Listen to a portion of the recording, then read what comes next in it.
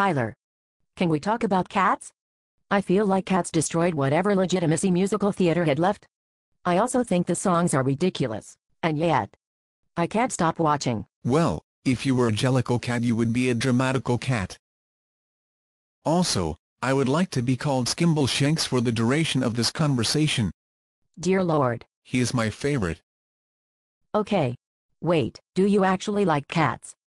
And why? I have an unironic love for cats despite an awareness that it is terrible. Why do you love it?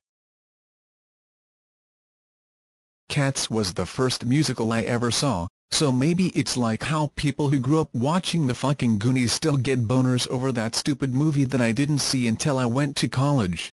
And I really like cats, so seeing a show that had people dressed as cats and singing and dancing was pretty much the best thing that could have ever happened to me. This is a totally straightforward question. Does Cats the musical capture the essence of cats? Because I will say the dancing is phenomenal.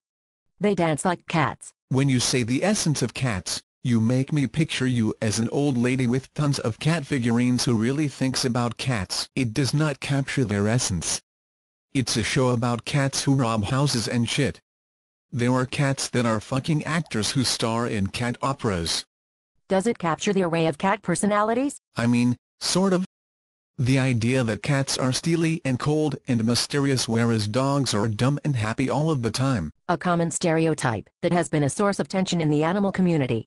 For example, the Rum-Tum Tugger. He's the sexy cat. He sings about always being disappointed in what you would give him to eat and he makes up his own rules, because he is a cat. Yes, he's quite sexy. All of the cats are sexy. I know several people my age who saw Cats at a pre-pubescent stage, and obviously could only stare at the actors' crotches. So looked at through a preteen prism, this show makes a lot more sense. But why do older ladies from the Midwest flock to the theater to weep over Rum-Tum? I cannot speak for the sexual yearnings of middle American women, although I will definitely acknowledge that they love cats. I saw it last year in Chicago and these two women were going on and on about those amazing bodies. How did it make you feel? I went in thinking, this will be hilarious. I was also drunk. And then after the first song I thought, oh hell, I have 2 hours to go. Did you like it as much as an adult? Well, it's just a silly musical. There's no real plot, although they try to make one out of the cat that has chosen to be reborn in the Heaviside layer. But it's essentially a review of musical numbers in which people are dressed in fur and spandex and crazy makeup. There clearly is some deep appeal here that blasts through all of the irony. It's been the longest running show in forever. Is it the power of the unitard? Well, it is a Broadway spectacle that is also family appropriate. It's a theatrical event, but also very dated. There have been better shows since that have that level of spectacle. I know you hate Andrew Lloyd Webber, but Phantom is huge and has run longer than Cats, probably because there is a story and it's not so batshit insane. Why can I not stop watching it? There is something I want to love here. The thing about Sir Andrew Lloyd Webber is that he definitely strikes a chord. It's kind of cheesy and schlocky at times, but do we think that because we perceive our tastes to be above his art? Well, look.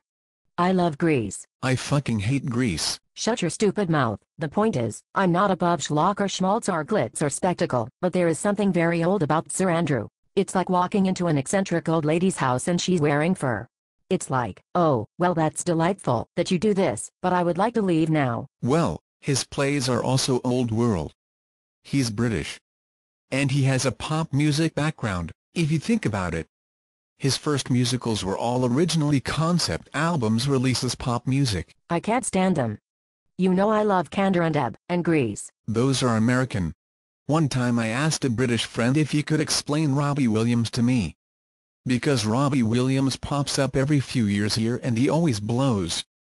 But he's a huge star in England, right? Oh, we are closing in on something here. My friend said, for weeks that Singing Frog ringtone was a #1 hit in England. So I really think it's a difference of taste in terms of Americans versus the British. It's true that pop has never transferred properly across the pond.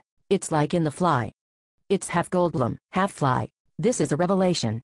This is why I don't like Andrew Lloyd Webber. There are so many elements there that sing to me, but when you put them all together they turn into a monster.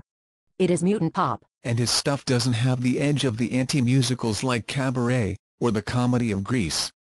The musicals that came out in the 80s and 90s are so serious.